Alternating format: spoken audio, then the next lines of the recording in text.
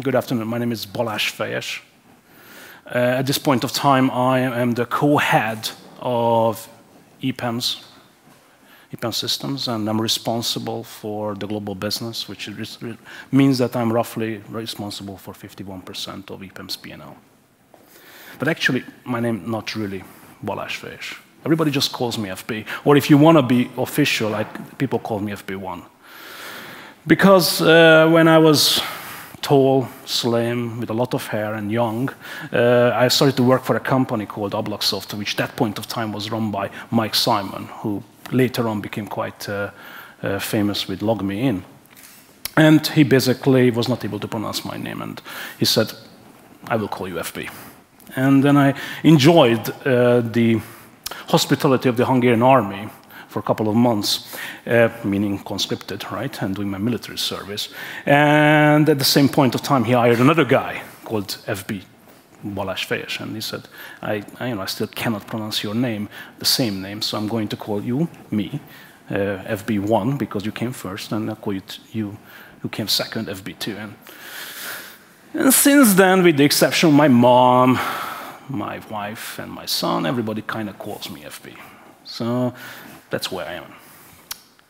So once upon a time, I worked for Ablocksoft, and after that, my career took me across multiple countries. So I lived in Sweden, then I lived in Fargo, North Dakota. Yes, I saw the movie, I seen the series, I got the T-shirt, and I worked for a company which today is part of Microsoft. But after that, I returned to Hungary, and with two of my partners, Andreas Kemi and with Karl Robb, we founded a company called Fedon Technology. And I will tell you in the next 30 minutes a story how this two-bit company, which had no money even to assemble chairs, and we were buying everything from IKEA, became listed on New York Stock Exchange, and what happens after that. And this story will take you through multiple countries and very interesting events, and I would like to really cram it up in the next 30 minutes, all the happenings which happened to me and with my friends and with my colleagues for over 17 years. So today, EPAM is quite a large entity, right? We just announced our quarterly result, and today we are aiming for $1.4 billion. Our market capitalization is over $4 billion. And we have plenty of people, we have a lot of business. But it took a while to get here, right? It took a while for us to start from something which I started in Hungary, and how this whole thing became such a huge global entity, still rooted in Central Eastern Europe, still rooted in the fabric of this society, and how this thing scaled, and how this thing became first transformed from a Central Eastern European to a more Eastern European, and later on a European, and later on a global company. And it went through multiple events. But all these things didn't start it here, right? It took us a while to get to 24,000 people. That's a big tall order. It's actually started back in 2000. And I was looking through archives of pictures for the first time I created this slide. And of course, it takes a lot of time because I didn't have digital cameras, and I'm just hunting through these photos.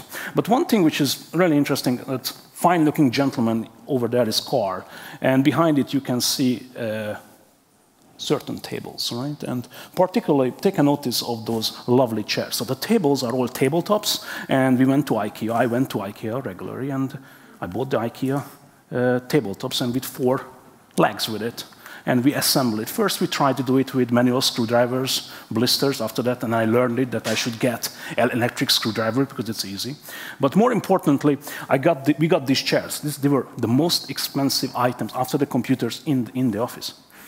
But if you see the arm of the chair, you realize something. I assembled it in the wrong way.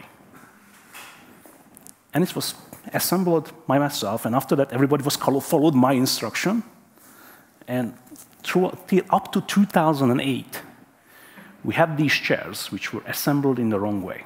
And people keep telling us that this is wrong. No, but this is the style of EPAM. So now you get my first gripe on startups today. when I go in and visit them and see their fancy furniture. I don't think you should do that. I think you should go back to the basics.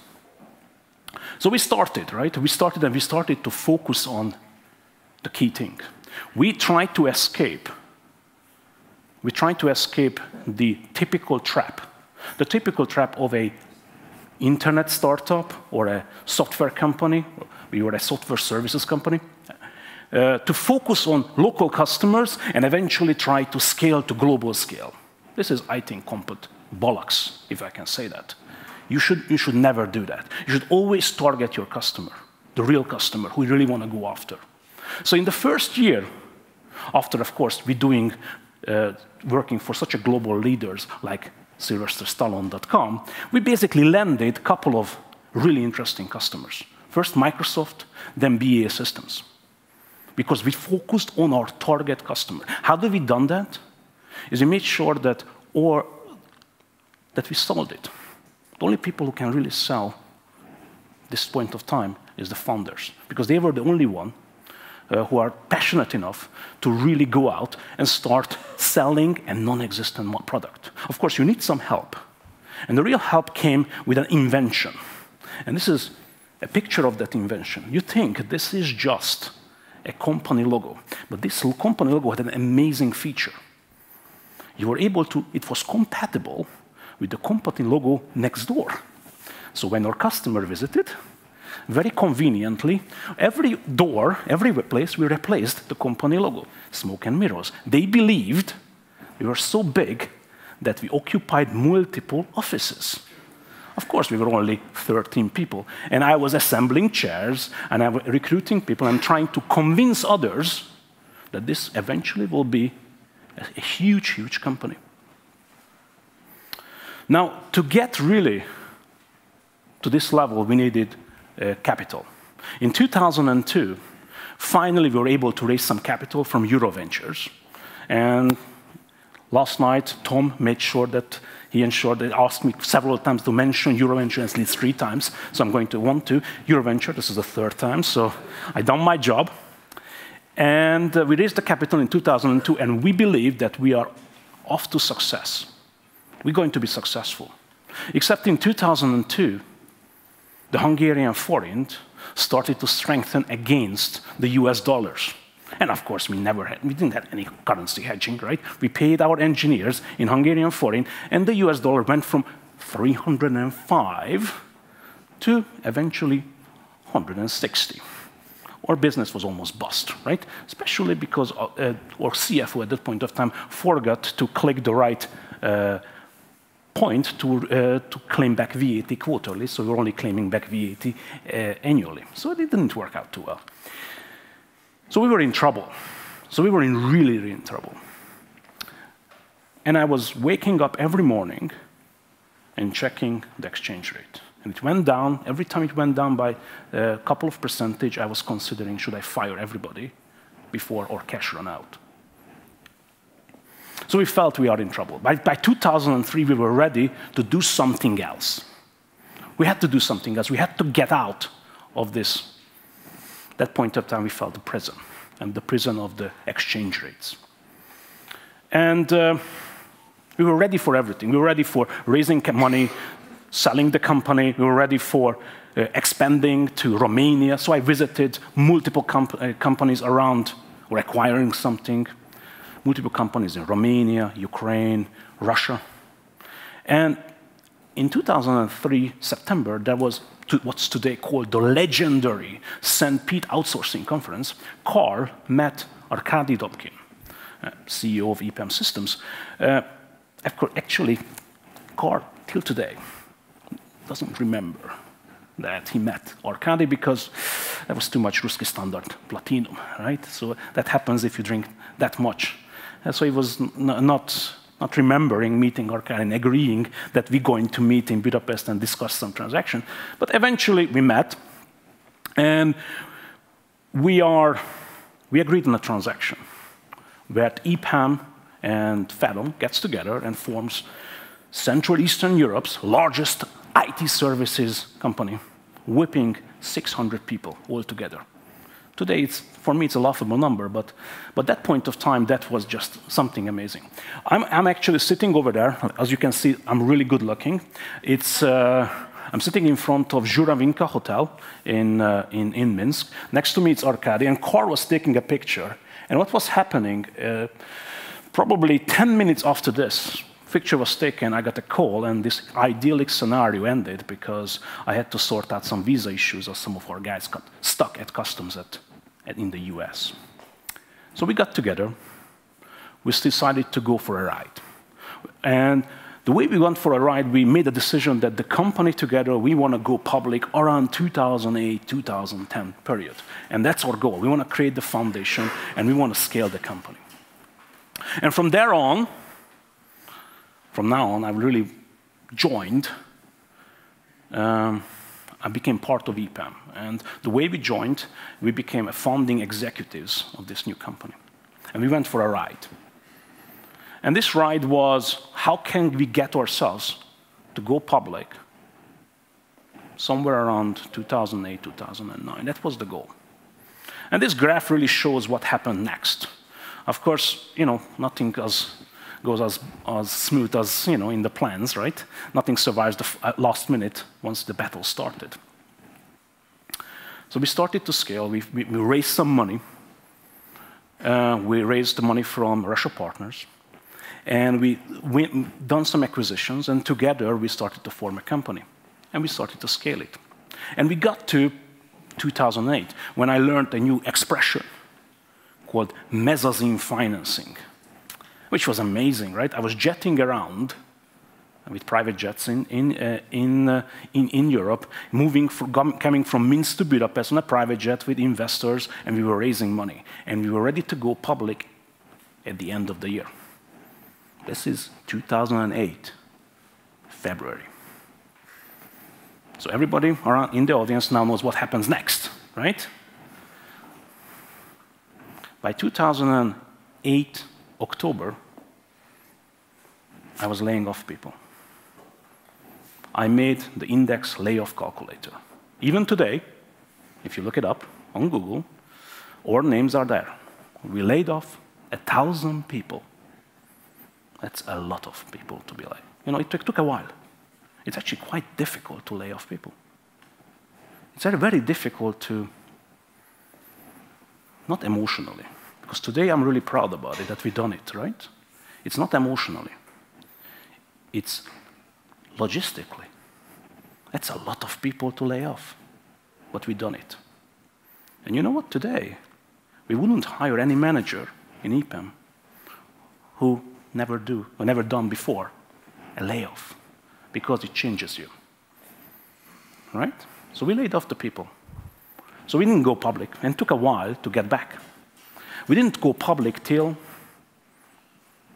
2012. So it took us 4 years to get to the next level, right? We had to recover from the 2008, and we had to start growing again. And this is a picture of New York Stock Exchange on the day when we went public, and there's a couple of things which is important about this day. Number one, I'm not on the picture. And even today, this is a funny story. The story is, and the way I'm going to tell it, I have to put down the clicker, because otherwise I cannot really do this. So, this is 2008, February the 7th. 5:45 in the morning. I'm in my Q7, driving down Zurich Lake, because by this point, after the 2008 collapse, we had to start new business. So in 2008, end of 2008, early 2009, we moved ourselves to Switzerland. So I started off a new financial services practice, and today this is one of the growing engine of EPAM, and started to work for UBS, who today is our largest customer. So back to 2012. So I'm driving down the Seestrasse, listening to music, right? I'm daydreaming, right? I'm receiving some SMSs, but I don't care about it. The phone is beeping. I don't care about it. I'm just listening. I'm actually listening to Sopranos, right? The opening scene of Sopranos. wake up this morning, got yourself a gun. You know, I'm going to New Jersey, flying to New York, and listening to this. I don't care about the SMSs. And then my phone starts to ring. It's Carl. Pick up, pick up. What's up? I said, okay, all right. The IPO is off. Why? I'm going to the airport. Don't worry about it. The IPO is on tomorrow. No, it's off. The order book is not filling. Of course, I started to swear and everything. And it turns out that 1 week before, a Dutch company tried to go public, AVG, and it was a total flop, the IPO process. So the bankers wanted to pull us. So I canceled my flight, went to the office, started to work, and I said, okay, if we don't go public, I buy a ticket and I visit my customer in London.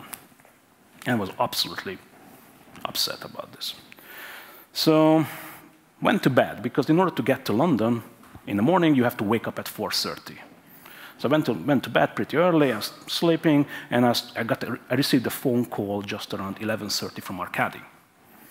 And he's actually calling me from the private jet, because they were shutting around and trying to, road show to fill the order book. And the question he asked was the following: are you okay to go public, but we have to reduce the offering, meaning how many shares we're going to issue, and we have to reduce the price. So originally, the price was supposed to be between $16 to $18. We had to drop it to $12. Are you okay to do this? I said, yes. Of course, after that, I was not able to sleep, but next morning, I woke up at 4:30, went to London, and I watched all these things happening on video, right? We went public. Then I had a meeting at Canary Wharf, and there's quite a nice steakhouse just next to the Thomson Reuters building. And the Thomson Reuters building has a sticker on it. And I was not too happy eating my steak. And the only time when I got really happy, when I started to see the EPAM logo coming up on the light show, right? That was really funny. So this is the story of going public. Now, I'm still really happy this has happened, right? We went public at $12, but today we are at 81. So probably this was an okay decision. But one more thing why this is important.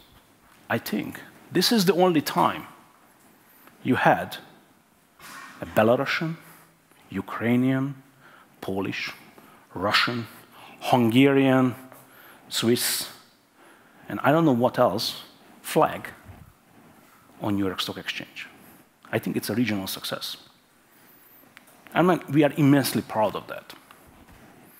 But after going public, I had to get used to a couple of other things. First of all, not just the quarterly events of showing quarter results and announcing it, but I had to get used to the fact that everybody knew about my trades and my compensation. It's kind of funny to negotiate salaries when your subordinate knows how much you earn and how much bonuses you are making, right? On the other hand, these days you can really judge bankers. So my conversation with bankers are probably lasting 5 seconds if they ask the question, so how much do you make? It means that you never Googled me, right? So after this, we realized one thing, that we have no plan. Up till now, since EPAM acquired Fathom, we only worked to go public. And we ran out of plan. We had no plan. So it took us a year to create our mission statement. You see, you don't need a mission statement to create a startup, right? It's a lot of waste of money and waste of effort. You don't need that. We had no marketing, because you don't need marketing if you want to be, do a startup. You can get to an IPO level without a marketing department, without a mission statement, and by the way, without an HR department. We had no HR, we had no marketing, and we were able to get by. Again, that's a message, subtle message to today's startups. So we got to this point, So we had to create a marketing department. We had to do certain things to turn ourselves to a real company, right? So we came up with something like this. And this was really our first attempt to formulate a message, to create an identity, who we are, what do we want to do. And it took us 1 year to formulate that. But the real message behind this is that we wanted to double the company in every 3 years. That was the real goal. And we wanted to find a market which allows us to do that. And we found a market which called product development services market, which is a space which we exist in. And after that, it kind of happened, right? Of course, on a graph, it looks amazing, right? That we went public at 430, and we closed 2050 around $914 million, right? It's a straight line. Except a couple of other things happened in the meantime, right?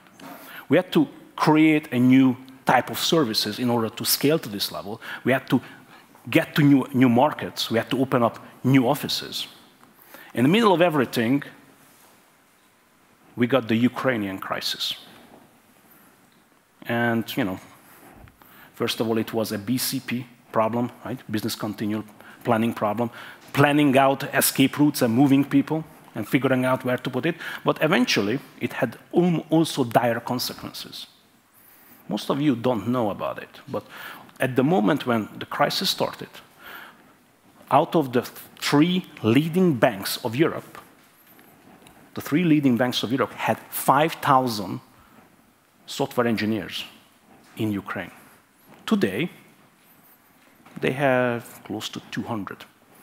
So over 4,800 jobs moved to Poland, Hungary, Romania, and Czech Republic. And now you're wondering why IT salaries are going up so fast. Because there were no free 4,800 engineers on these markets. So it was a tremendous exercise. And to continue scaling, it was really difficult. But we managed it. But you see, for us, it's long gone, right? 2015, we ran out of a plan, right? After that, we had to formulate a new message. After that, we had to do something beyond achieving the 3-year goal. And we came up with another plan, right? Again, kind of simplistic, right? The simplistic message, again, we want to double the revenue in 3 years. And the way we want to double it, and the reason why we want to double it, because we want to prove our leadership in a segment. We're kind of repeating the same thing, right? You kind of got the message, right? We are about growth. The only thing what we like to do is growing. I don't like to go into an office and just pretend that we're going to grow by 5% or with the inflation rate for single digits. You know, the growth has to be meaningful. 20, 30, 40, 50%. That's what we're talking about. And this is what we started to focus on, to take us to the next level. But in order to do that, we had to make sure that the market starts recognizing us. Remember, now we have a marketing department. We had nothing before.